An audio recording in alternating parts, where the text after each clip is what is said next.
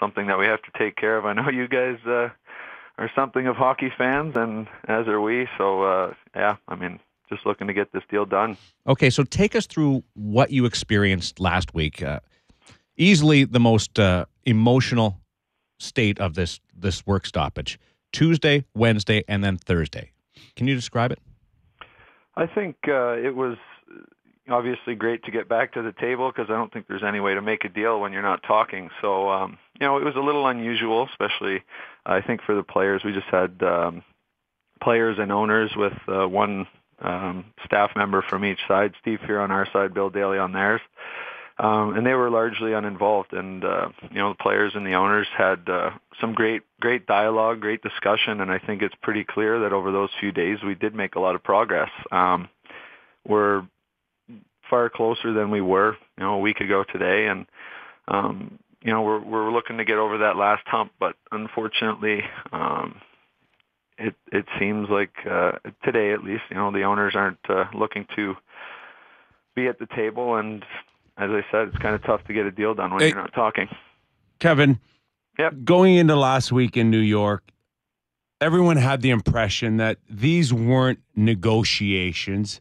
They were discussions and talks. That was really the basis of a player-only owner meeting. But it turned into a negotiation. It really did. Is that the way you saw it? I mean, yeah, you can see the results of it to see how far we've moved in their direction. And, in different places, they basically said they're willing to take a little less from us. And, I think, as we mentioned, a lot of these issues are incredibly important to players. Like the ability to negotiate contracts, it's very strange to me to see that the owners are so hard-line about some of these issues when clearly they're much more important to a player, an individual player, than to a club who's, a player's career, I believe, lasts about 4.5 years on average. And, you kind of have to be able to maximize your options and your when you're bargaining your contract. You have one career as a hockey player. I mean, Nick, you understand that very well. And for them to try to start eroding like the abilities of guys to get to maximize their, the limited time that they have, it's kind of a very strange place to be in the negotiation. A 4-year man with the Princeton Tigers, Princeton University, Kevin Westgarth, talking to us on Hockey Central with Darren Millard, Nick Kypreos, and Doug MacLean. Kevin, I'm a little confused here. When you're at the 393 that you guys demanded on the make whole, that puts you at 56.5% in year one and a little over 54% in year two. The owners come back with from their 211 up to 300, and our understanding is they when they made and I want you, if you were in these meetings, I'd like you to correct me where I'm wrong here.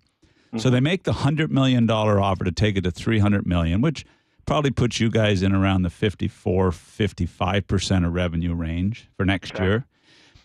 Was that $100 million not tied to the fact that 2 or 3 contract issues were solved with that $100 million? Was that part of the $100 million offer, or was it not? And were you guys supposed to? It was just players and owners in the room, so there might be some business language that is lost on a guy who plays hockey for a living. Well, no, you're a Princeton graduate. Come on, no, just a minute now. That's very kind of you. Yeah, but just a minute. Anyways, no, I appreciate. Oh, are you sorry? You've been in. You said you've been in every meeting, and you're well informed. Well, so most of them. Yeah. Mm-hmm. Go ahead. Oh, sorry. I mean, if they want to take that stance, then I could argue that any time that we've gone in and made proposals, which was basically all that happened over the last 3 cases, if they want to tie it like that, from what I see is they don't want this to be a negotiation. But was it tied in that? Was it not tied together? Was that not stated? Like they want to make and understandably you have to have everything taken care of when a deal is to be made.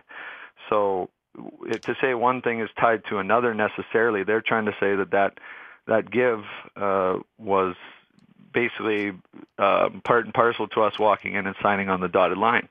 Clearly that is not where we are as players. They want to say, and I believe I've seen that you've kind of mentioned their to die for issues We have our own to die for issues, which again I think I've made pretty clear that the contracting issues should be far, far more important which they are. I don't understand how the argument can be made otherwise, that these contracting issues are far more important to individual players than the teams that they're negotiating with. So, do you have any, just on the contract issues, would it have anything to do with the fact that they're maybe trying to protect the bottom teams and allow them to be able to keep their players and re-sign them, much like the Nashville-Philadelphia scenario that happened this year? Does that ever come up that may be why they're attempting to do this? Yeah, I mean, they have made that argument, a kind of a competitive balance argument. I can make the argument that we have the best competitive balance in the history of sports, so I don't know why you'd want to tinker and mess with that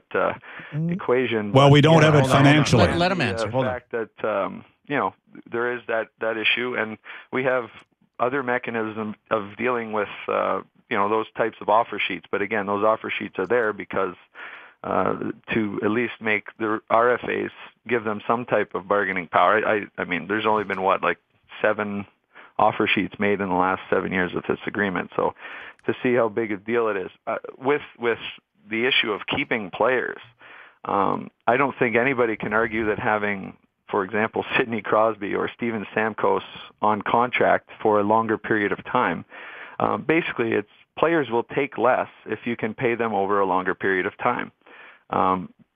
Basically less money for more security. That's very, very simple.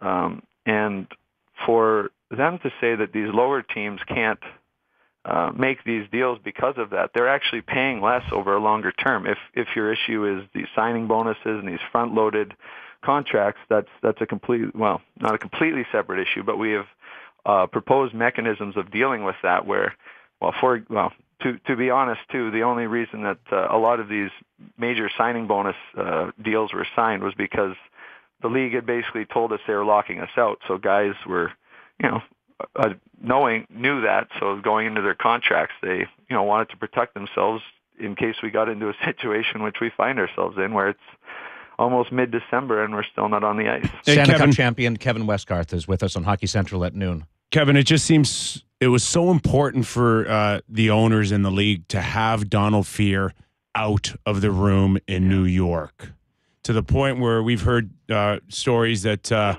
one owner said to one player that if Donald Fehr goes back in the room, it's a deal breaker. Is that true?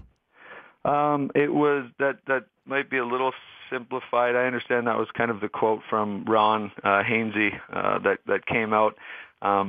It basically was saying it would be a deal breaker in terms of momentum, but I mean, again, getting back to, if we're ever going to get a deal done, I don't think I feel comfortable, or Ron Hainsey feels comfortable, or even Sidney Crosby would feel comfortable signing the deal. At some point, we need to get these guys that we've hired to negotiate for us against. I mean, if they don't want to have Gary in the room, that's fine, but let's not split hairs here. Where, as I've mentioned, we do play hockey for a living, and we, have been incredibly involved. But these guys on the other side of the table, a lot of them do these negotiations for a living. So at some point, we needed to kind of make a stand. We've been trying to acquiesce to their wishes over a number of issues.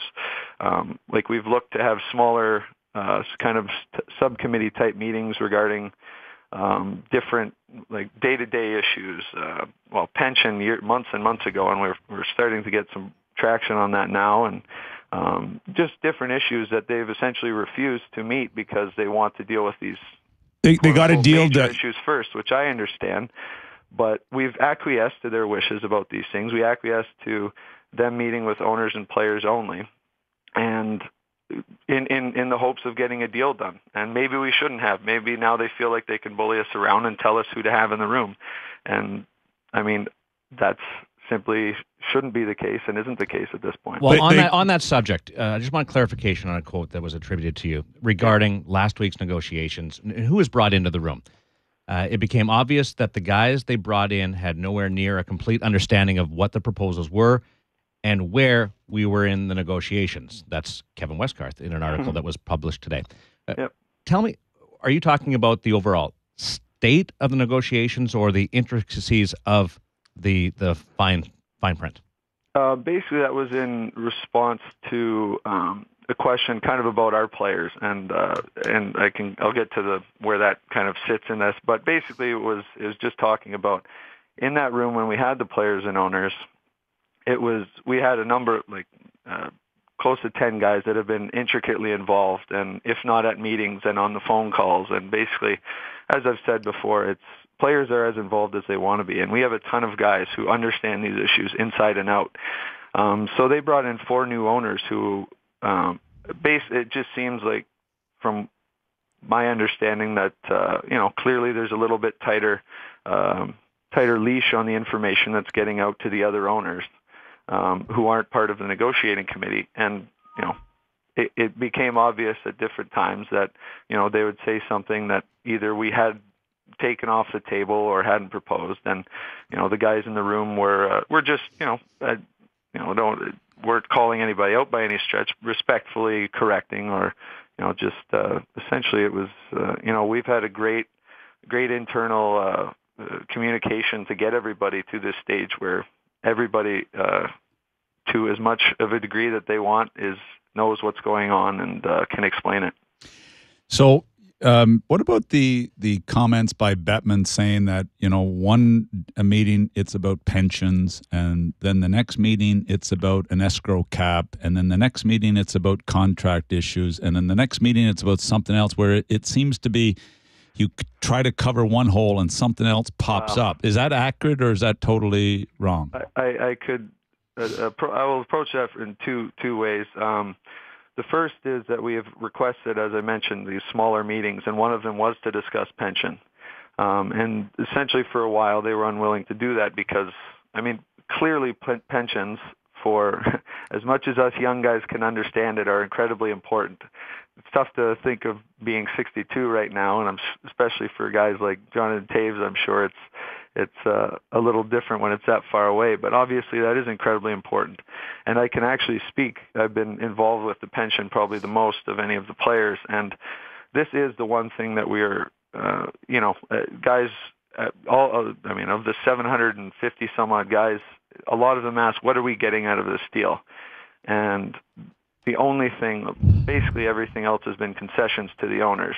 And the one thing that we could point to after this is this pension, which is phenomenal. I think it's a great idea. I've talked to owners who think it's a great idea. Because you guys are paying for it, aren't you? Yeah, and that's my next point, is that we're still funding it. It comes out of the players' share. We've found again a way of completely minimizing the owner's risk and any liabilities that they would be concerned about. Hey, Kevin, before we let you go, just quickly here in 2000, he's got you got one more point. Okay, sorry. Sorry, I'll just finish up on the second part. Is if you look at if Gary wants to say that we've had shifting priorities, we can look right to the term of the CBA. Now all of a sudden they they started at 5, we started at 4. That's pretty close, and now here months down the line they're at 10. So it makes me wonder where their priorities are as well. Well, because they had to put, because the $300 million is one of the reasons. I'm sure they told you that, didn't they? Well, they're willing to take a little less from the players to get everything that they want. Hey, I don't think that that's exactly fair. Kevin, let me ask you before you leave. In 2004, it was clear to the owners they couldn't get a deal done until they got Bob Goodnow out. Do you think that's the case now, that they're trying to get Donald Fehr out, and will it work? Well, I think we've seen some attempt to demonize Don and to separate him, obviously, by taking him out of the meetings. And I'm I can't speak to whether the fact that he was back in the room was the reason they had all left. But I'm sure that that's part of the strategy. I think we saw it with Bob. And, I can't speak to whether a deal would have gotten done with or without Bob Goodnow. I assume that none of us were in the room. If the NHL was willing to go to where his deal or to where his proposal was, I'm sure they would have got a deal done very quickly. But no, I don't think we're in the same situation. The guys are 100% behind Don, and clearly he's done an exceptional job of communicating with the membership. And anybody that understands the issues understands kind of what's going on.